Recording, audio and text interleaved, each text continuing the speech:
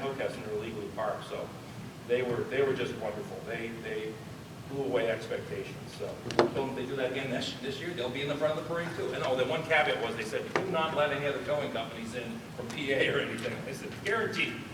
So just want to thank, and again, all our sponsors are on the 4th of July website, so you can see them, and if you see them around town, thank them. There were a lot of local businesses that really helped on that. Give us the website. It's HoKessinFourth.org. We shortened it up. It used to be very long, and besides that site got lost, so. Fourth is 4TH. 4TH, yep. Hokessin 4th, and there's a Facebook page too. So I would say search Facebook for Hokessin 4th of July, and you take you right to it. You can click the website. The former Exxon station in Richardson's Nursery site plans, they are back in. It is moving forward, and they have a couple of issues. They're minor things we see in land use when you look at it. I'm going to get the drawings for the next month's meeting so we can show everybody what they were and what they've done. They are keeping the former gas station building, white Exxon gas station building with the overhead doors. That footprint won't change. The building will be recladded and updated. Probably going to be a national copy chain. You can figure it out, but they haven't got the lease signed, but they are the ones that were originally interested in it, and they are back. They will be in that building. There will be a drive-through lane, because everybody doesn't like to get out of their cars anymore. And then Richardson's will be redone, and it will be basically, I call it a strip, but it will be a long building, much like where Dover Saddlery and those types of things are. It will be something like that, but a newer building with, I think it's up to 5 spaces of 2,000 to 2,400 square feet. But I'll get all the confirmation on that, what the sizes are. It's very similar to what was shown back in 2019. And if you remember what happened back then, we had tons of different things going on, and then COVID struck and everything went into hole. So this is back alive, the same plan, slight modifications, and because of the site and also being the former EPA Superfund site on the Exxon station, there was some extra engineering needed to maintain access to the wellheads for monitoring. So there's a little bit of thing where they need like distance from the property lines and things like that, but nothing major. It's not going to look any different than what we saw. It's just mostly, I think if Janet were here, she could tell you what it is, but it's mostly administration type of things for the county codes. So there's like 3 or 4 variances they're going to need for just setbacks and things. But the landscaping buffering will be to the Hokessin standards with a lot of landscaping and not a lot of landscaping on Lancaster Pike, so there won't be traffic issues. And that's something we had actually talked about when that first was proposed. We really don't want to see a green wall where people are pulling out and pulling in and getting into accidents. So, yep. Up on Concord Pike, there's a problem with the McDonald's queue blocking the right-hand lane. Are we going to have that?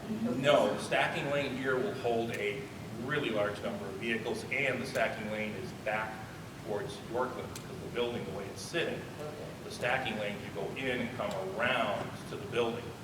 And it's right in, right out on Lancaster Pike, and right in, right out, and full access on Yorkland as well. Because on Lancaster, we have a divided line. So you'll be able to get to it from any direction. If you're going eastbound, you go up Yorkland and turn in. And that was one of the things we asked for, a turning lane to be put in there. Because DelDOT doesn't typically require one on certain sites, but because of the issues we've seen, I travel that turn 5 times a day, and invariably you make the corner and somebody's trying to get into Harvest Market or Wild Birds, and they're just stopped. 2 car lengths in from Lancaster Pike without any warning, and they always seem to be in the far right part of the lane instead of hugging the line, so that will help. So that may improve the safety. There's no space there, and they don't want to get creamed by somebody coming the other direction. And they just got to hug the yellow line. I remember driver's ed, hug the line if you're making a left and not driving a truck. So anyway, so we'll get that overview, and we'll have a couple of slides to show or handouts for that. But again, I just want to let everybody know that, and kind of nice because that's been I was going to say, Danny, when was the last time there was actually something there that was viable other than like the rim guy and so forth. Do you remember? Because I remember the golf station on this side that you guys took over with the parking lot. Can you recall how many years it's been? That'd be the late 90s. So, I mean, that's a long time for a site like that to sit. So, nice to see it, and it will clean it up, and it will clean up a lot of that area in between Richardson's and the Exxon station as well. I don't see a lot of our elected officials here, except for Mr. Smith, and I'm sure Janet and everyone else had off Martin Luther King Day, right? As a holiday. So Mike has all sorts of good stuff going on. As we said, session just went back in last week, and I'm sure that was fun with all the new things going on. So without further ado, Mr. Mike Smith, our state rep for the 22nd. Thanks, Mark. How's everybody doing? Yeah, so as Mark said, we just went back into session last week. We got sworn in to the 152nd General Assembly on Tuesday. Started our committee hearings on Wednesday. I'm on 7 committees this year. I'll try to name them all right now. Let's see if I can. Education, I'm on health and human development. I'm on labor. I'm on economic development, banking, and insurance. I am on the bond bill. That's a new one that I'm on this year, capital infrastructure, which is good for our area. So I'm very excited for that. Because of the makeup of that committee, we can guarantee that the Polydrome Yardway site will stay open, amongst other After the fire. After the fire. Yeah, I'll actually talk about that real quick. So Polydrome Yardway site is now closed for the season 2 weeks early because there was some fires that started coming up. There's an investigation into that, but what it really looks like is just the leaves were there for too long, different conditions, and combustion happened. So it doesn't look like there was anything that was bad about that, but they've been moving the dirt and going down even further to try to level it out. So that's what it looks like, their initial findings. If you're shaking your head, feel free to. It takes a lot more mass for something like that, unless you had a huge pile. There was a very huge pile. They had not moved it in weeks. So, yeah, absolutely. So it will open again next season. That's generally, they opened it early this past year, but that's generally the second week of April, second weekend in April. We will also have 2 recycling events in the area this year again. They're finalizing the calendar and I'll send it out. But the one at Independence School worked really well last year, so I asked them to do that location again because of the long driveway. It allowed everybody time to get off the road versus having the North Star over the years and clogging the road up for hours on end.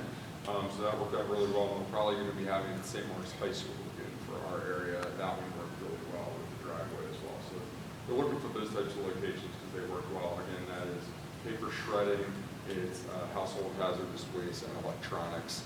They also opened that site off of 896 there in the Glasgow area, the New York Recycling Center. So on the schedule, there's different dates where you can take that all the time. When it's more convenient for you, people reach out all the time and ask, and then you can actually take it there. It is about 30 minutes from us, but close enough where if you'd like to do that. I'll be having 2 constituent coffees every month. I just had one at Drip Cafe, so that's going to be the second Tuesday of each month. And then my next one will be at new location will be at the Well in Hockessin. They've graciously offered to host and have the space for it. That'll be Thursday, January 26th. At that meeting, the 2 main takeaways will be we'll be going over the governor's proposed budget. He'll be giving his budget address on the 19th, where I'll learn more about that. And then, so we'll talk about that, go over the line items, and then also we'll be meeting the new captain of Troop 6. You remember the former captain, since retired, actually took the head of security at Temple University. So Captain Lloyd will be at this meeting with several of their community officers. It might be good for you to just be there and introduce yourselves. Unfortunately, a lot of you have had to call the police lately for break-ins of cars and other things. So I think they're doing a really good job of just trying to get out there and meet different neighborhoods and communities and clean some of these things. So it's an opportunity to meet with them. as well. We are in session the whole month of January, and then we are out for February. February is when they do the budget markup. We do also meet for bonds starting this week. It's called mini bond. It's basically when you have the money left over, you then move it to the projects that are available. Some projects, road projects specifically, they were not able to get to this year, mainly for two considerations. One was the bids and contracts. People bid on them, but unfortunately they also didn't have all the manpower to finish a lot of the jobs. They're looking for employees like everybody else. So they've backtracked on some of the projects we've had to do. Mill Creek, for instance, was supposed to be done, and there was a couple issues with Mill Creek, but that was one of them, and also for the fact that they need different permits that just didn't come through the bureaucratic system fast enough. So, but hopefully those will be on the schedule for the first thing in the spring when they do that. They don't like to do any road resurfacing after the temperatures get to a certain level, and that hit several weeks ago when we had like 4 degree temperatures and everything else. So I am excited to be on the bond bill committee. Generally, you get more drainage funding and road funding because you're part of that process, and that's something our district desperately needs. We still have that that water study that's been happening for the Valley Road area from the basically Autumnwood, Chinese American Community Center, Hookhudson Pine, all the way down Valley Road.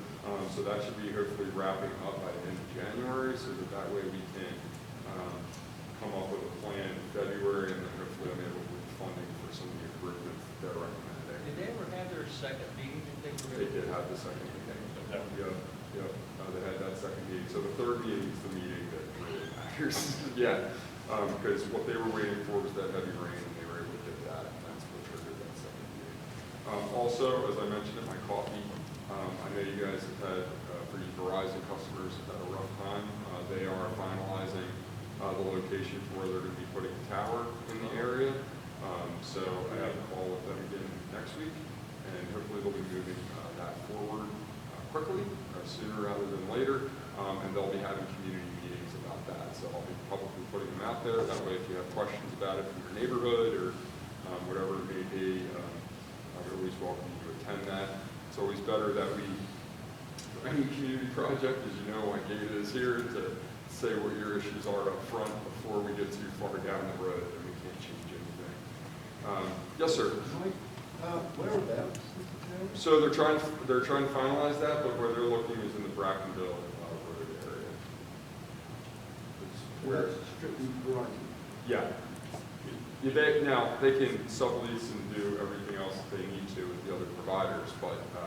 Does that happen? Yeah, absolutely. What they're not looking to do is, well, T-Mobile and AT&T are not having the same issues that Verizon is. They've had some infrastructure upgrades, and their customers, or T-Mobile especially, doing a lot better. I have AT&T. I have not noticed any issues, even in Lancaster Square recently. I've been able to hold phone calls. So I do know they're doing a lot better, but Verizon is abysmal pretty much everywhere right now.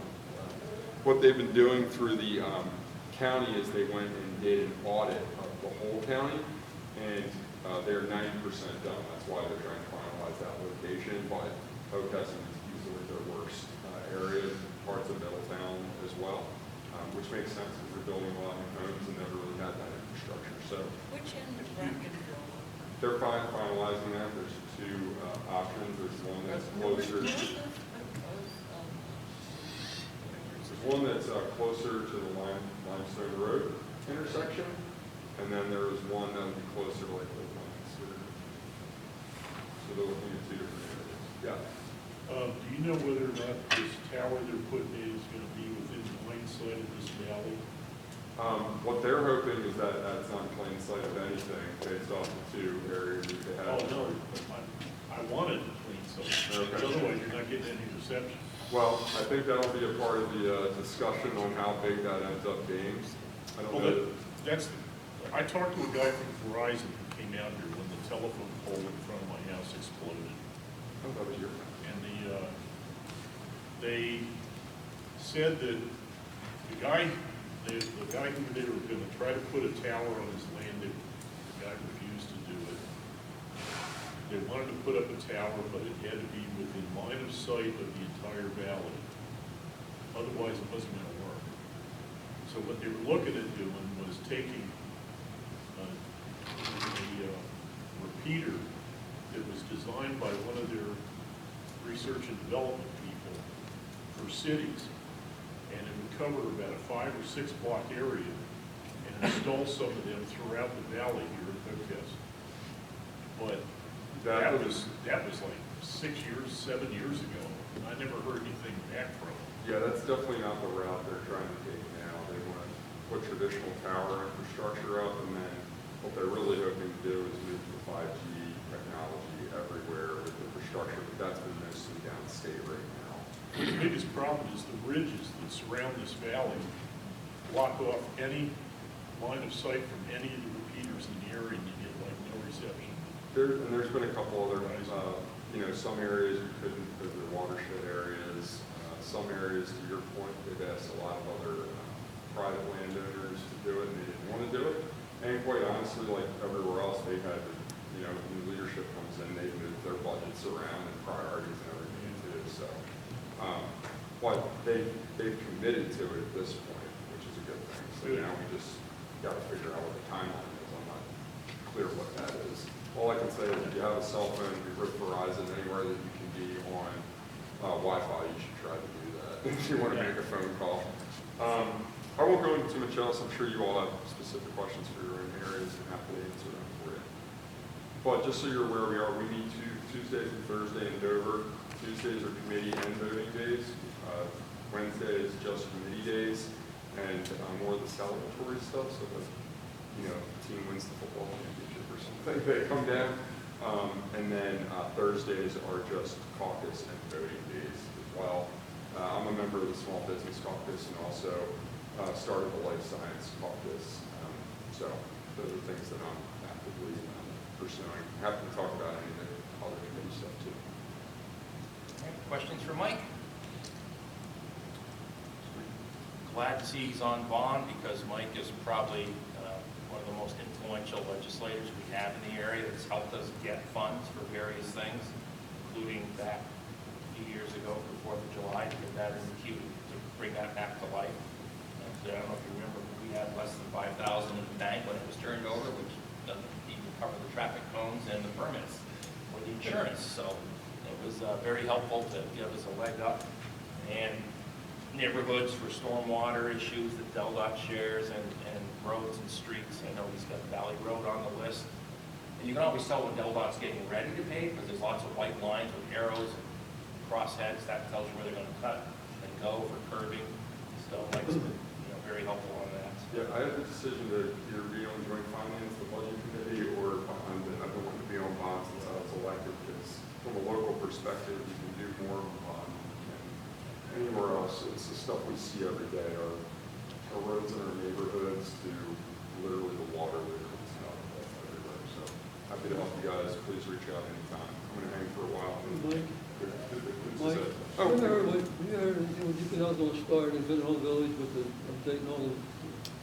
no, but I can ask them. There must be, I was wondering if they're getting ready because they're painting a lot of white lines and orange lines all over the streets and everything. All over the I would yard. imagine they'd probably wait till it's a little warmer. Yeah, they're not going to pave this winter. Anything They're not they paving, do. keeping it out because putting new underground and getting cable and. Yeah, they're way behind on, Mendenhall Village is undergoing, they just did gas line replacement over almost 2 years ago. They started that, and they finished on time because they were just putting in and they go deep. Trenches boring an open pit. Then Delmarva was looking at their records and went, we haven't replaced any electrical lines in this neighborhood since it was built. And I worked in the energy industry, electrical, and electrical lines are good for no more than 40 years in ideal conditions, and that's not an ideal condition neighborhood, and they were about 10 to 12 years out of date. So they decided, and I thought it was a smart move, to do it right after the gas line because they're already destroying everything above surface and the right-of-way. People were accustomed to that. Well, actually, this time, they told me with the they're going to go underground.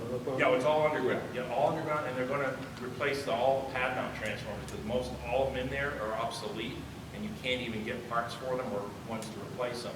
So the first thing was replace all the lines. They're running behind. They were supposed to be finished by July 4th. That came and went, and they also had some issues they came into where they hit ledge down below, because now they have to navigate around the gas lines as well. And they even hit a gas line at one point, so, you know, it's the nature of the beast. You gotta break a lot of eggs. But they are patching the roads that they do open pit, which they have to, but they are not done yet. And we're in touch with the guys at Delmarva Power, that's the project manager, but the project was so big, they have 3 contractor crews doing it. Give you an idea, if you ever go It's the through largest Senator subdivision, so- Sokola's neighborhood, they did it with 1 contractor in a year. And this one is going on 2 years with 3 contractors, so it's a lot to do, and there's a lot more road miles, a lot more cable miles, all the risers coming in off of limestone, all the pad mounts going in. So when it's done, that'll be good, but there's a lot of issues going on right now because of everything, but the markings, Wayne, are probably because we had some people actually call and ask, why are these flags out? Well, anytime they have to go back in and dig or go trenchless boring, they have to mark the subsurface utilities so they know where they And are. I called everybody and their brother, when I was the green flag, or nobody could tell me what the green flag. Yeah, the green flags were done by one of the other marking companies, but if they've been there for more than 60 days, you can pull them because they're done. And they'll have to remark them anyway. After 60 days, they have to remark anything. I said I was going to start in our section first, where over section 12, in the middle. I just can't imagine what's starting Yeah. too soon. No, they're doing some work, because we had seen they actually replaced a lot of where they put down the rock so they could park the equipment. They'd actually cleaned it up, put down sod and grass seed, not sod, but grass seed and everything else, and another crew came back in and used the staging area. Oh, the Vince Cohen told me, I thought he was the spokesperson. Vince lives in our district. I know, Vince has Yeah, he been lives great. locally. The one thing I'll say too, if your neighborhood hasn't switched to gas yet, but it intends to, like, one thing that they will do is when they dig up a portion of your road, they're not gonna repave that whole road. They're just gonna repave the sliver part of your road. So if that gets to that point and you think your road maybe should be repaved anyway and it's older, I would just say reach out to me so that we can maybe work with them on a cost share. We've done that somewhere else because it costs the state less money to just work with them to do the whole road while they do it. Otherwise, in Mendenhall Village in one court, they literally just have this little line. Well, a couple where it's places, awful. right in front of my place, they put cement, filled the whole of cement, that was it. Yeah, no, they don't do anything more than they're required to, so it's better if we can try to work.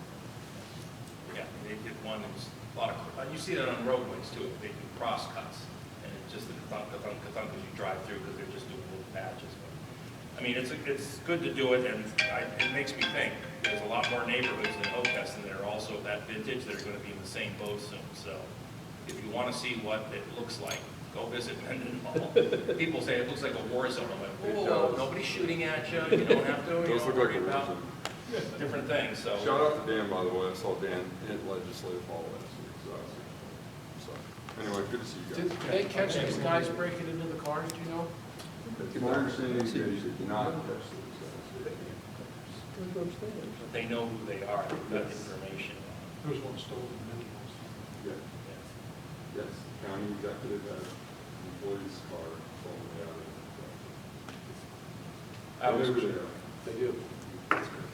I was chuckled too. They say my car was broken into, and my first thought is, did you lock it? And most of the time, they're not locking it. Knock wood, but yeah, lock them, take any valuables out.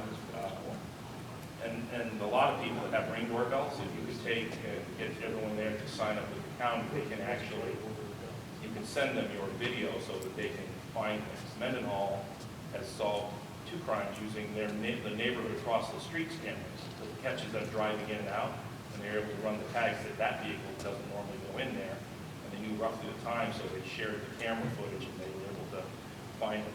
So it works pretty well. Again, thanks, Mike. Land use report. The MDF master plan continues. Looks like Artesian has finally finished the water main installation along Yorkland. I'm not sure where the county sewer is on the force main work, so I don't have a progress or update on that. I was hoping Janet will be able to provide that for us this meeting or next. But Artesian did finish up, and the only reason I know is because they went in and paved all along the side where they've been cutting everything all the way up the road. And they actually crack sealed, which they don't usually make them do, so I was surprised at that. They crack sealed all of the patches, which is nice. Valley Road in Little Baltimore, Mike just talked about that. That was all part of the widened Valley Road a little bit. There was the update meeting in November 22nd. I want to say it was the 17th or something. I was trying to remember. I had my notes. But they shared the data and reviewed where everything was. And I got to tell you, there were some really interesting maps. And I'm going to give you the website. I couldn't copy and paste it. I was going to get the documents off, but they've got it so it's protected on the website, so you can't actually print it or copy it. So it's on Century ENG, which is like Century Engineering, but if you go to centuryeng.com, and once you're on there, look up Hockessin study. It's the Hockessin drainage study, but they have a preamble on there, and they've got a couple of different maps. And it shows the difference on what the actual rainfall that Mike was talking about from a couple of events. And they were even surprised by what they saw. Much more rainfall in areas that they didn't think were issues, and other areas where they knew it was an issue. But from that data, they're going to put all that together, work with everything they've got, and address that with the study, which again, Mike has put the funding in place for that. Now he's our bond, even more next time around, but he did a yeoman's job with the abilities to get them to fund that. And they are going to have another meeting sometime in January. It actually says on their January, it doesn't give a date, so we're hoping that they'll put the date out. My guess is it may slip into early February just because this, getting everything in and after the holidays, but we should have everything wrapped up in the next couple of months, and they'll know where to go, and then the funding can go in and they can begin to work. 701 Valley Road, the brick ranch and three-car garage, still waiting for demolition and site prep. I'm actually going to ask Janet at some point if they don't do anything, they may have to reapply for their record plan. 520 Valley Road, nothing has happened there. It's still for sale and buildable with a 10,000 square foot by right, which means it has to be compliant with the zoning. And that's the one that's kitty corner from Walgreens as you head up Valley Road, across from the old community news building, right in there. But nothing has happened. The sign did come down, but I think that was just wind and everything else that took it down. The perk remediation project, which is over here at the Exxon station, dry cleaners, it's all wrapped up. They're basically just putting there's monitoring wells in there, and I did not get a chance to look as I came across the intersection if they've got all the barrels out, but they had some of the spoil barrels where they put in the various filter elements in that to haul off. They were stockpiling a lot of them there, like they did behind Pat's Pizza and Quinn's Cafe in that area. So there should be very few barrels left, and if there's still some there, they should be gone by the end of this month. But everything is now just in a monitoring position, and as we know, that is going to be the new proposal for Richardson's and the Exxon gas station to be put into one parcel. They haven't filed with the county. They're going to let us look at those plans one more time for those variances, repurpose it into the coffee shop, and we're expecting an exploratory plan to be filed either late this month or sometime before the spring hits. Valley Grove, that's the former Camerano Mushroom House and project, so if you're heading down Valley Road towards Limestone on the right-hand side, first homes are finished, others are being framed and more foundation. 56 homes are in there, and they are moving along. And I just realized on my report, I'll have to move this, Tina, I've got the note under there where home sites are finalized, home construction is going on, new homes built, and homeowners having moved in. So I have to change that because Harmony and Hockessin on the Government Road was the next one. So somehow I stuck that one down there. So those will move up. That's just a new terminal. Send that back out. Okay, so Harmony and Hockessin, that's the Government Road up next to Tom. And what they've been doing there is they did get a Board of Adjustment variance approved. We supported that. We'd seen everything that was to be done. And I think almost all the nearest neighbors, I won't say all because I never know if everyone got a chance to speak, but everybody was, for the most part, was very supportive of it. DelDOT has been working, if you've seen some of the work going on over there, a lot of it is some underground drainage and other utility work to support that when it goes in. Also putting in the turn lane. And it was interesting because DelDOT, for all its good and bad, actually had thought ahead years ago. There was already a dedicated right-of-way for a right turn onto Montgomery Road that they had taken and gotten the right-of-way for, and it was already on the plan. So what they're doing is putting that in as you go up Lancaster Pike towards PA, so there'll be a dedicated turn lane to help with the traffic going into the retirement home site. So that was interesting. We were looking at the maps and son of a gun, it was already in there, and it goes back before the UDC was even in place. So Delta thought ahead, about 50 years, and it worked out. Hockessin Station, that's the former Morgellus auction house, and those properties basically all the way from the baseball fields and all the way down to trying to think of the Foskey property, Mr. Foskey's property. Just a little under, I think it's around 68 acres all told, give or take. But the Board of Adjustment did approve the request on that they were looking for. There were some things where they had to reorient the layouts because of the blue line stream areas and things of that nature. And we did get more than 60% open space. So we're above the county code requirements for the open space. Was supported by a focus group, by GHADA, and there will be a land use committee hearing tomorrow by the county council, their committee, on the 17th. I think it's at 3 o'clock, and you can either attend by Zoom. If you click on the county site, you can get the Zoom link and see what goes on in the middle of the day if you've got nothing better to do. Or you can actually go to the county city building and attend live. So I'll do that tomorrow. What the heck, it's a work day, and I'm planning to do some work. So we'll go down there and support that again. Pete worked with the Historic Society to make sure that the historic house will remain, and they are carving out a separate lot for that, so we'll have its own lot, but it is part of the new neighborhood, and Pete has applied, or will be applying for a historic marker as well, right, for that site once it's done? I just put out an email on that, and I'm not sure if it qualifies. It's a historic building, it's an old building, so if you want a historic marker, we can add that to the list. I think it was something to do with the well. I think the thing was because of the well with Colored School 106C. Big issue right now with the historic markers is the coordinator left his position. He got promoted, I guess. So they only have one person who does all the historic markers for the entire state, and so they're waiting for a new person to come in, and so everything gets put on hold. So right now we're on the waiting list for that, and so I haven't heard back from a new coordinator yet. So we're still waiting on the Beulah marker up on Route 7.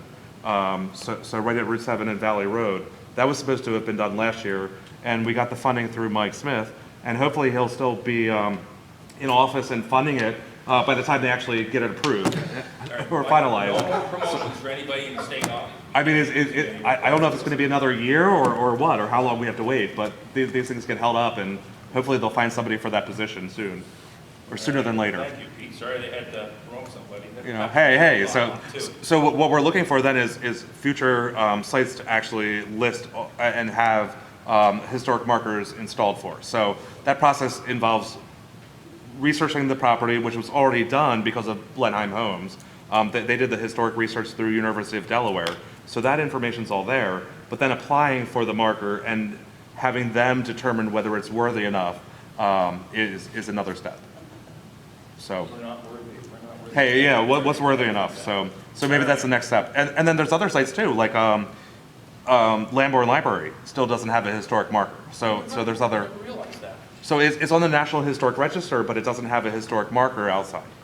So It's like a automatic gift right there. hey, to take up all make kind of balance out all of Bill Burris's signs that are there on the property, maybe. St. Patrick's church is also on that list.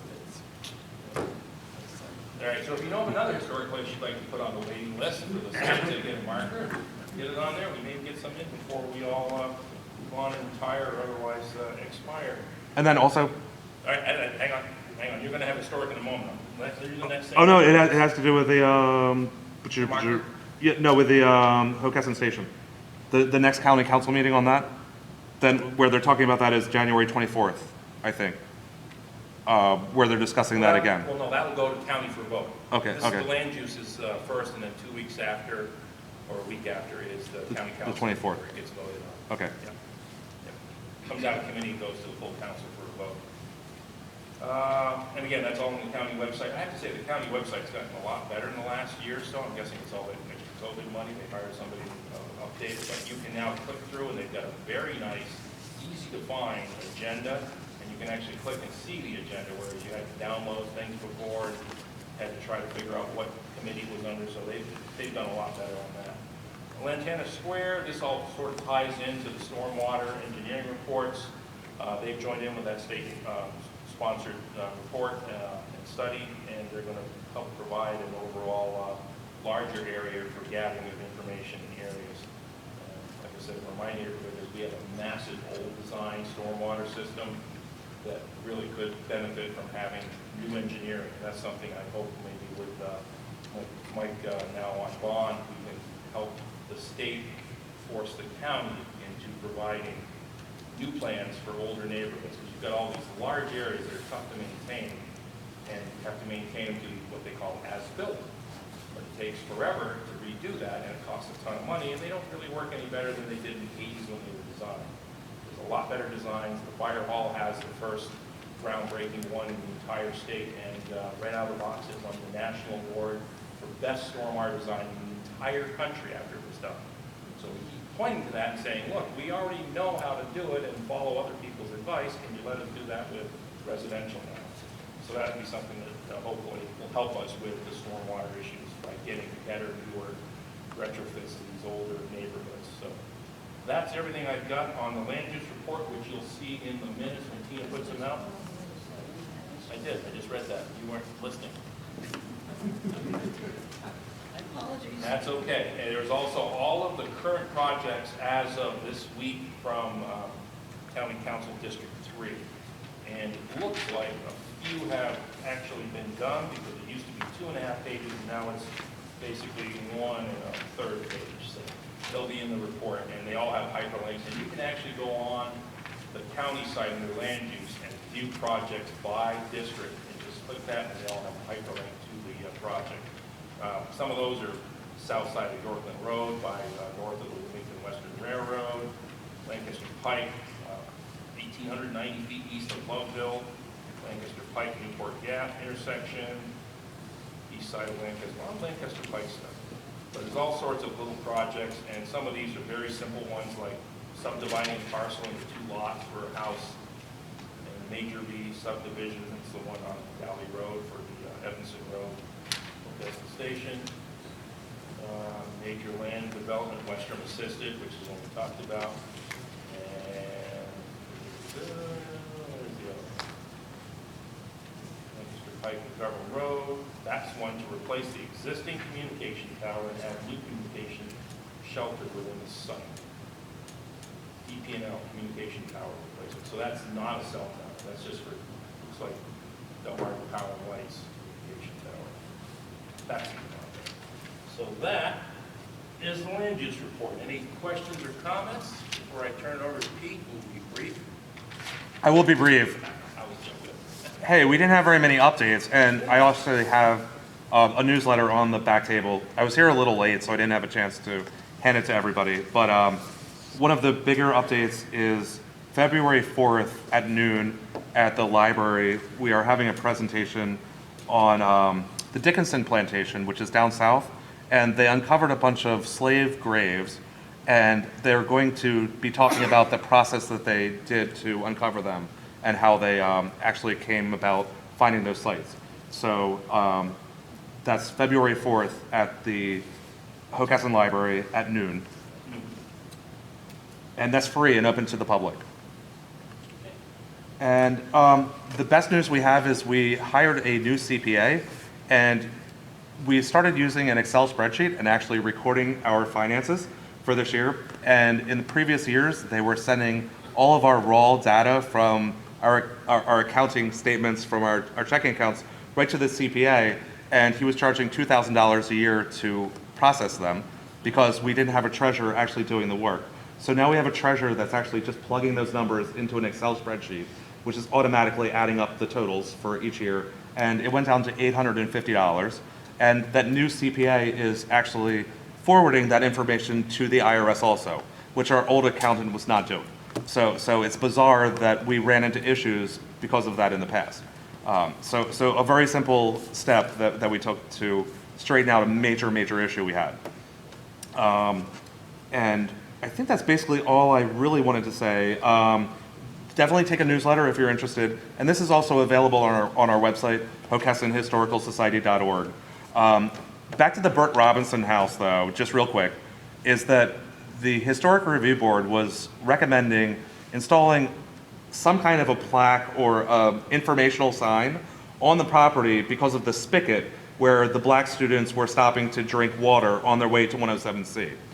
And whether that's historic enough for a designation or not, if it's a private lot, people would not want to have part of their property right between their shed and the house open for public to come through and read a sign. So that's kind of back and forth. It's one thing to put a historic marker on the street, but to have something back on the property is another issue. And the historic markers, they don't really like to install them on private properties anymore. It's getting tricky because when a new homeowner comes in, they don't like that big blue and yellow sign in front of their house. And so that's been an issue for them also. So they're not installing them as frequently on residential properties now. So that's just a little comment on that. But we can definitely look into installing a historic marker for that site if it's an option. So we'll look into that. And I think that's all I have to say. But all of our updates, I mean, I have a whole page full of updates here, and I won't go through all of them, but the information's on the back table. So take one of them. There's also an informational handout on our February 4th program. And there's also membership forms and free pens. So feel free to take another pen, too. Use a free pen. Free pens. Free form, Okay. the check. Take it all, yeah. Hey, thank you. Thanks. And Pete, when is your annual meeting typically for this? Our annual meeting we're supposed to have quarterly meetings, and we haven't had one yet for the past 2 years. So every time there's a new COVID update, I just freak out, and I think people are not going to come to a meeting. And it doesn't work out well having anything virtual. 2 years ago, we had 0 paying members. They were not depositing the checks into the bank accounts. They weren't soliciting memberships. We have been, and now we have about 100 new members. So over the past 2 years, we have about 100 members. And from them, we want to get volunteers to help out with all of our programs that we're doing, including setting up displays in the museum and filling out paperwork for different applications for programs we're doing. We want to get into that stage, but at this point, we haven't had one yet. We don't have one scheduled. So, and that's my fault. That's something that I'm supposed to be doing as the president. And we continue to try to have programs, but the buildings are still closed. So we don't have staffing, and I think with COVID still going on, having people coming through the museum and the condition it's in, we have a lot of displays that are on hold that we want to display that we're not doing yet because we don't have the security system installed yet. So Wednesday, I have another meeting with somebody getting an estimate for a security system because we got the grant funding. So we have $12,000 to spend on a security system. And after that point, I think people will be a little bit more inclined to give us the artifacts that we need to display to make the building more interesting for the community to see. So that's all on hold. And so everything's kind of backed up there. But yeah, we'll get going. All right, thank you, Pete. Sure thing. Would you like to tell us what is going on tomorrow night? No, actually, our next meeting will be the 21st of February. Okay. The Hillcrest Business Association meetings are at the Lambourne Library. Our next meeting is scheduled the 21st of February. Meet and greet is at 6:30. The meeting starts at 7. Thank you. I actually wouldn't be able to make it tomorrow night. I got to go to Smyrna for some reason, so. All right. Thank you very much. All right. Any old business? Any new business? Yes. We have to approve Tom's friend as the community representative from Autumnwood. All right. From the community of Autumnwood, we have Tom Strang that was put up for nomination to serve on the GHADA Board of Directors. So we will entertain a motion to vote. I move that we approve. Move that we approve. All in favor, say aye. Aye. All right. Those that oppose, meet them in the parking lot, and you can have this discussion. All right, welcome, Tom, and thank you. You got email and everything, right, contact? I've got his address though. Okay, well, I you get forget that to do later. He lives electronically in the internet. So. All right. And any other new business? Seeing none, good of the order. Ed has something for good of the order, and I like this. It's a nice message. Yes, sir, Danny, real quick, while Ed's getting ready. Just real quick, we got a 50-year member that just passed away, Jerry Gordon. So Wednesday, we're going to be having his funeral up at St. Mary's, and we'll be having the mass, and then we'll be coming down Old Lancaster Pike with the ladder trucks. Will be out here with the flag and everything. So probably around 12:30, 1 o'clock. You may see traffic a little messed up out here on Old Lancaster Pike, but we'll try to clear things up as quick as we can. But we're definitely going to give him the honor that he deserves for the passing. For those of you that don't know Jerry, it's Tom Gordon's brother, Cass County Executive, Newcastle County. So, and he was a 50-year member and just passed away. So That's a long time service. we'll be giving him the send-off he deserves. Thank you. Thank you, Danny. Our condolences to the fire company and all his friends. That's Take all the time you need. all right. Ed. Okay. My name's Ed Benson. I live over here between the soccer field and the baseball fields.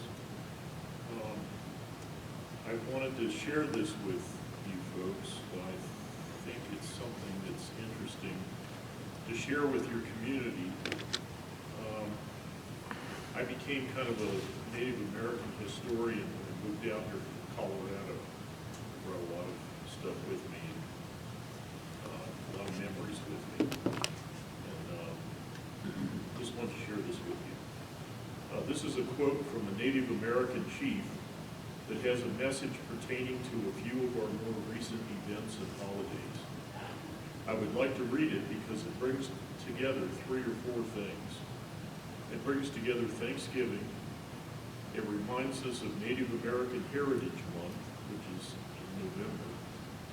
It gives a message very appropriate for the observance of Martin Luther King Jr. Day, and it provides us a message of peace at a time in our world that sorely is in need of it. This is entitled An Indian Prayer of Thanksgiving and Peace. Long ago, the Great Spirit caused this land to be and made the Indians to live in this land. The Indian has fulfilled all that was intended by the Great Spirit. Mankind should know that the Indian people were made by the Great Spirit for a purpose. Once, only Indians lived in this land. Then came strangers from across the great water. No land had they. We gave them some of our land. No food had they. We gave them some of our corn. The strangers are becoming many, and they fill all of the country. They dig gold from our mountains. They build houses from the trees of our forests. They build cities of our stones and rocks. They make fine garments from the hides and wool of animals that eat our grass. None of the things that make their riches did they bring with them from beyond the great water. All comes from our land, the land the Great Spirit gave to the Indian. And when I think upon this, I know that it is right, even though in the heart of the Great Spirit, it was meant that strangers, visitors, my friends from across the great water, should come to my land, that I should bid them welcome, that all men should sit down with us and eat together of our corn. It was meant by the Great Spirit that the Indian should give to all peoples. But the white man never has known the Indian. It is thus, there are 2 roads, the white man's road and the Indian's road. Neither traveler knows the road of the other. Thus ever has it been from long ago, even unto today. I want all Indians and white men to read and learn how the Indians lived and thought in the olden times, and may it bring holy good upon the younger Indians to know of their fathers. In a little while, all the old Indians will no longer be, and the young will be like white men. When I think, I know that it is the mind of the Great Spirit that white men and Indians who fought each other should now be one people. There are birds of many colors, red, blue, green, yellow, yet it is all one bird. There are horses of many colors, brown, black, yellow, white, yet it is all one horse. So it is with cattle and all living things, animals, flowers, trees. And so it is with men. In this land where once were only Indians, are now men of every color, white, black, yellow, red, yet all are one people. That this should come to pass was in the heart of the Great Spirit, and everywhere there shall be peace. This is a quote from Hayamovi, the High Chief of the Cheyenne in the 1860s. Thanks. Thank you, man. All right. Interesting how it made me think of everything going on today. Yep. It was written almost, what, 100 and something years ago? Yep. All right, And well, where thank- was the Native American tribe that was local to here? The Lenape. Right on the other side of Valley Road, right? People don't realize that when they were building houses here in the 1700s, they were living right next door to the Native Americans. Yep. Unbelievable. So to think that people came from Europe on a boat with almost no belongings, no possessions, and bought property here from a William Penn, tract, set up a house. The Native American, imagine what each person was thinking. It's crazy. It's very bizarre. The Delaware Art Museum had a really nice photo exhibit a few months ago. And it was mostly geared toward tracking the history of local American Indian tribes. But the Lenape were the ones that settled in this area.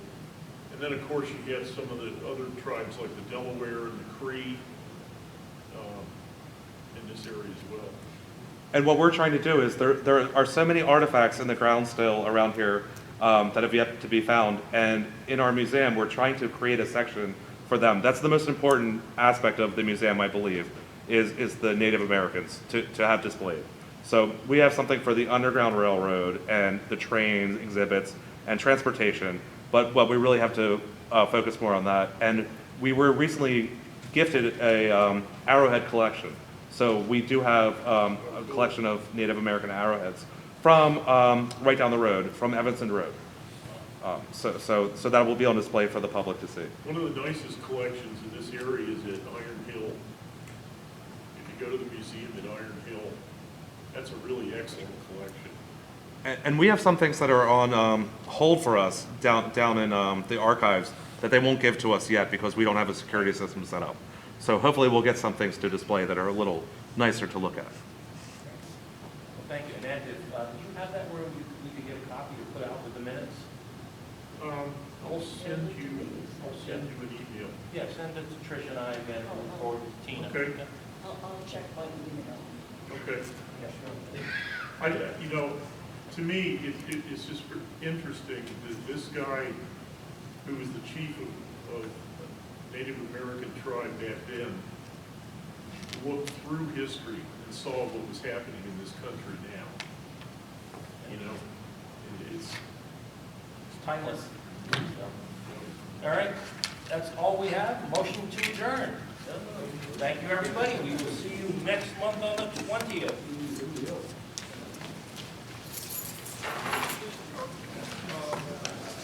I will update that.